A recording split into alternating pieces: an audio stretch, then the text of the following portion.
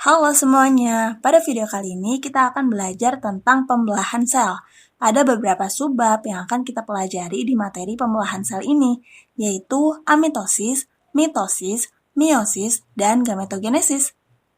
Amitosis, mitosis, dan meiosis merupakan jenis pembelahan sel. Amitosis disebut juga sebagai pembelahan langsung, sedangkan mitosis dan meiosis disebut juga sebagai pembelahan tidak langsung.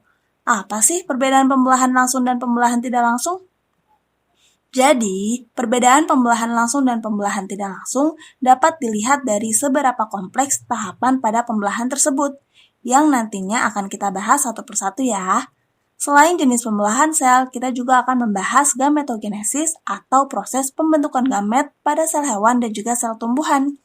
Sebelum kita masuk ke materi pembelahan sel lebih dalam, kita harus tahu dulu nih apa yang dimaksud dengan pembelahan sel. Jadi, pembelahan sel adalah proses membelahnya satu sel menjadi dua atau lebih. Misalnya di sini ada satu gambar sel. Dari satu sel ini akan membelah menjadi dua sel. Kemudian, setelah membelah, masing-masing sel juga memiliki kemampuan untuk membelah lagi, sehingga dihasilkan 4 sel dan seterusnya. Lalu apa sih tujuan dari pembelahan sel? Oke, jadi pembelahan sel memiliki beberapa tujuan, di antaranya untuk perkembangbiakan, untuk pertumbuhan dan perkembangan, untuk mengganti sel-sel yang rusak, dan juga untuk reduksi kromosom. Pertama, tujuan pembelahan sel untuk perkembangbiakan biasanya dilakukan oleh organisme uniseluler. Contohnya seperti bakteri yang melakukan reproduksi aseksual dengan cara pembelahan biner. Selanjutnya, tujuan dari pembelahan sel adalah untuk pertumbuhan. Coba, teman-teman bandingkan ukuran tubuh teman-teman pada saat bayi dan ukuran tubuh saat ini. Pasti berbeda kan? Nah, salah satu hal yang berperan dalam perbedaan tersebut adalah pembelahan sel. Jadi, pada saat kita masih kecil, sel-sel yang kita miliki jumlahnya lebih sedikit daripada kita yang dewasa. Dan proses pembelahan sel lah yang memperbanyak jumlah tersebut. Selanjutnya, tujuan dari pembelahan sel adalah untuk mengganti sel-sel yang rusak. Misalnya, teman-teman pernah terluka di bagian kulit, dan pada saat terluka, ternyata kulit kita mengelupas. Dan beberapa hari kemudian, kulit yang terkelupas tersebut tertutup kembali.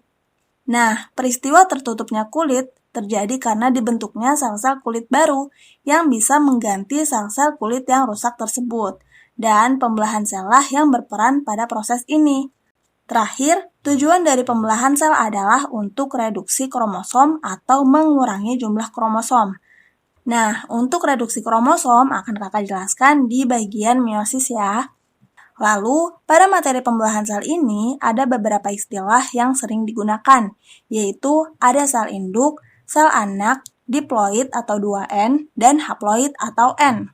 Jadi, sel induk adalah sel yang akan membelah. Misalnya, di sini kakak punya gambar sel induk. Kemudian, sel induk tersebut akan membelah menghasilkan 2 sel.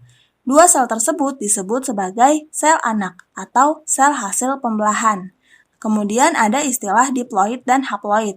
Diploid itu merupakan sel yang di dalamnya terdapat kromosom yang berpasangan. Sedangkan haploid adalah sel yang di dalamnya hanya terdapat kromosom tunggal. Oke, kita sudah tahu ya gambaran umum dari pembelahan sel. Dan sekarang kita lanjut ke subbab pertama yaitu amitosis, atau sering juga disebut sebagai pembelahan biner.